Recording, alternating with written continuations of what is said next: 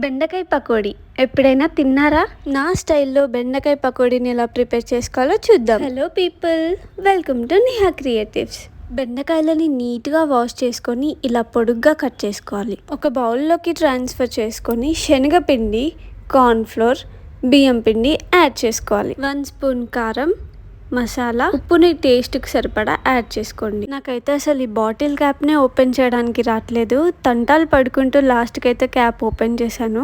Wait అసలు matter చెప్పడం మర్చిపోయాను. వాటర్ కొద్దిగానే యాడ్ చేసుకోండి, ఎందుకంటే బెండకాయలు కాబట్టి గుజ్జుగా అయిపోతాయి. మంచిగా కలుపుకొని ఒక 10 మినిట్స్ వరకు పక్కన పెట్టేసేయండి. కన్సిస్టెన్సీ మొత్తం ఇలా రావాలన్నమాట. స్టవ్ వెలిగించి ప్యాన్ పెట్టి ఆయిల్ పోసుకొని మన బెండకాయలని అందులో వేసుకోవడమే. అంతే, క్రిస్పీ బెండకాయ పకోడీ రెడీ అయిపోయింది. మీలో ఎంతమంది ఇలా బెండకాయ పకోడీని చేసుకొని తింటారో కామెంట్ చేయండి. బయట కూర్చొని చల్లని గాలిని, రోడ్ సైడ్ వ్యూని ఎంజాయ్ చేస్తూ పకోడీ తింటే ఆ ఫీలే వేరు. మీకు ఈ వీడియో నచ్చితే లైక్ చేయండి. బాయ్.